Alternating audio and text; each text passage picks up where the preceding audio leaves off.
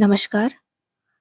आज हम पढ़ रहे हैं बाबा साहेब भीमराव अम्बेडकर की लिखी किताब हिंदू धर्म की पहेलियाँ। इसमें उन्होंने कुल 24 पहेलियों का जिक्र किया है और आज हम पहली पहेली, यह जानने में कठिनता कि कोई हिंदू क्यों है, पर चर्चा करेंगे। तो चलिए शुरू करते हैं। वो लिखते हैं कि भारत समुदायों का समूह है। इसमें पारसी, ईसाई, मुसलमान और हिंदू हैं। इन समुदायों का आधार प्रजातीय नहीं है, यह वास्तव में धार्मिक है। ऐसा सोचना एक सतही विचार है। यह जानना मजे की बात है कि कोई पारसी एक पारसी क्यों है, एक ईसाई ईसाई क्यों है, एक मुसलमान मुसलमान क्यों है और एक हिंदू क्यों है। पारसी, ईसाई और मुसलमानों के बारे में तो ठीक है। आप किसी पारसी से पूछें कि आप पारसी क्यों कहलाते हैं, तो वह सहजता से आपके प्रश्न का उत्तर दे देगा। वह कहेगा कि वह जरथुस्त्र का अनुयायी है, इसलिए वह पारसी है। यही सवाल किसी ईसाई से किया जाए तो उसे भी जवाब देने में कठिनाई नहीं होगी। वह ईसाई है क्योंकि वह ईसा मसीह में विश्वास रखता है। यही सवाल किसी मुस्लिम से किया जाए तो उसे भी इसका जवाब देने में संकोच नहीं होगा। वह कहेगा कि वह इस्लाम में विश्वास करता है, इसीलिए वह मुसलमान है। यही प्रश्न आप किसी हिंदू से पूछें, निस्संदेह वह असमंजस में पड़ जाएगा और जवाब ढूंढ ही नहीं पाएगा। यदि वह कहता है कि वह इसलिए हिंदू है कि वह उसी देव की आराधना करता है जिसकी हिंदू समाज करता है, उसका यह उत्तर सही हो ही नहीं सकता, क्योंकि हिंदू किसी एक ही देवता के उपासक नहीं है। कुछ हिंदू एकेश्वरवादी हैं, कुछ बहुदेववादी हैं और कुछ सर्वेश्वरवादी हैं। यहाँ तक कि जो एकेश्वरवादी हैं वे भी किसी एक ही देव की अर्चना नहीं करते। कुछ विष्णु की पूजा करते हैं, कुछ शिव की, कुछ राम की और कुछ कृष्ण की। कुछ नर भगवानों की पूजा नहीं करते, वे देवी की पूजा करते हैं। इस पर भी वे समान देवियों की पूजा नहीं करते, वे विभिन्न देवियों की पूजा करते हैं। कुछ काली की उपासना करते हैं, कुछ पार्वती की और कुछ लक्ष्मी की। अब देखें बहुदेववादियों को, वे समस्त भगवानों की पूजा करते हैं। वे विष्णु और शिव की पूजा करेंगे तो राम और कृष्ण की भी। वे काली, पार्वती और लक्ष्मी की पूजा करेंगे। एक हिंदू शिवरात्रि का व्रत रखेगा जो शिव के लिए परम पावन है। वह एकादशी के दिन व्रत रखेगा जो विष्णु के लिए पवित्र है। वह शिव की प्रसन्नता के लिए बेल वृक्ष रोपेगा और विष्णु की अर्चना में तुलसी। बहुदेववादी पूजा अर्चना के विषय में केवल हिंदू देवी देवताओं तक ही आस्थावान नहीं है। हिंदू को मुस्लिम पीर और ईसाई प्रभु की पूजा से भी कोई संकोच नहीं। हजारों हिंदू मुसलमान पीरों के मजार पर चादर चढ़ाते हैं। दरअसल कुछ स्थानों पर मुसलमान पीरों के पुजारी वंशानुगत रूप से ब्राह्मण हैं और वे मुसलमान पीरों जैसी अल्फी पहनते हैं। हजारों हिंदू बम्बई के पास ईसाई देवी माउंट मौली की पूजा करते हैं। मुस्लिम और ईसाई देवताओं का सिजदा तो केवल विशेष अवसरों पर ही किया जाता है, बल्कि उनमें कुछ सतत आस्थाएं भी हैं। अनेक ऐसे हिंदू नामधारी व्यक्ति हैं जिनकी इस्लाम में आस्था है। इनमें से अनेक ऐसे लोग मिलेंगे जो विचित्र पंचप्रिय पंथ के अनुयायी हैं। वे 5 मुस्लिम पीरों के मुरीद हैं जो स्वयं गुमनाम हैं। उन पर मुर्गे चढ़ाते हैं। उनका प्रयोजन वैसा ही लगता है जैसा मुस्लिम फकीर दफाली का था। पूरे भारत में ऐसे हिंदुओं का अभाव नहीं है जो मुसलमानों के मज़ारों, दरगाहों की जियारत करते हैं, जैसे पंजाब का सखी सरोवर। मलकानों के बारे में ब्लंट ने कहा है कि आगरा और आसपास के जिलों में, मुख्य रूप से मथुरा, एटा और मैनपुरी जिलों में, वे हिंदुओं से मुसलमान बने हैं। वे राजपूतों, जाटों और बनियों के वंशज हैं।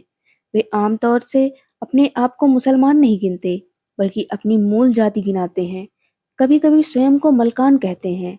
उनके नाम हिंदुओं जैसे हैं और वे मंदिरों में पूजा करते हैं। वे अभिवादन में राम राम करते हैं। उनका शादी व्यवहार मुख्यतः आपस में ही है। दूसरी तरफ वे मस्जिदों में नमाज अदा करते हैं, खतना कराते हैं, मुर्दों को दफनाते हैं और जान पहचान के मुसलमानों के साथ खाते पीते हैं। गुजरात में कई ऐसे संप्रदाय हैं, जैसे मटिया कुनबी, जो अपने मुख्य अनुष्ठानों में ब्राह्मणों को बुलाते हैं, परंतु पीराना संत इमाम शाह और उनके उत्तराधिकारियों के मुरीद हैं। शेख लोग अपने यहाँ शादी विवाह में पंडित और काजी दोनों को बुलाते हैं। मोमन सुन्नत कराते हैं, मुर्दों को दफनाते हैं और गुजराती में कुरान पढ़ते हैं। लेकिन अन्य कार्यों में उनके रीति रिवाज हिंदुओं जैसे ही हैं। यदि कोई कहता है कि वह इसलिए हिंदू है कि उसे हिंदू धर्म में आस्था है, तो उसका उत्तर सही नहीं हो सकता, क्योंकि सत्य यह है कि हिंदुओं का कोई निश्चित पंथ ही नहीं है। जो हिंदू समझे जाते हैं उनके विश्वास एक दूसरे से अत्यंत भिन्न हैं, अपेक्षाकृत ईसाइयों और मुसलमानों के। हिंदुओं की मूल धार्मिक आस्थाएं भी भिन्न भिन्न हैं। कुछ कहते हैं कि सभी हिंदू शास्त्र उन्हें स्वीकार्य है, परंतु कुछ हिंदू तंत्रों का तिरस्कार करते हैं। कुछ लोग वेदों को प्रमुखता से मानते हैं, तो दूसरों को कर्मवाद और पुनर्जन्म में गहरी आस्था है। पंथों और सिद्धांतों का मिश्रित समूह ही हिंदुत्व है। इसकी छत्रछाया में पलते हैं एकेश्वरवाद, बहुदेववाद और सर्वेश्वरवाद। महान देवता शिव और विष्णु के उपासक अथवा उनके नारी प्रतिरूप, साथ ही दैवी मातृशक्तियों, वृक्षों, चट्टानों और जलधाराओं में बसी हुई आत्माओं और संरक्षक ग्राम्य देवताओं के उपासक हैं।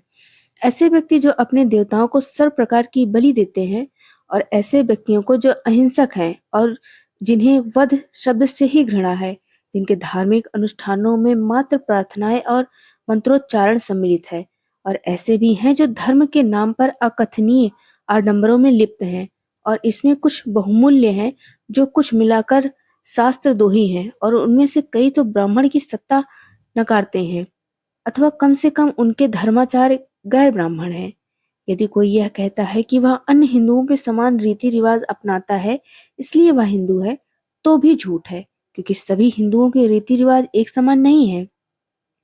उत्तर भारत में सपिंड गोत्र में विवाह की प्रथा नहीं है, परंतु दक्षिण में मामा भांजी और मामा फूफी आदि के बहन भाइयों में वैवाहिक संबंध प्रचलित है।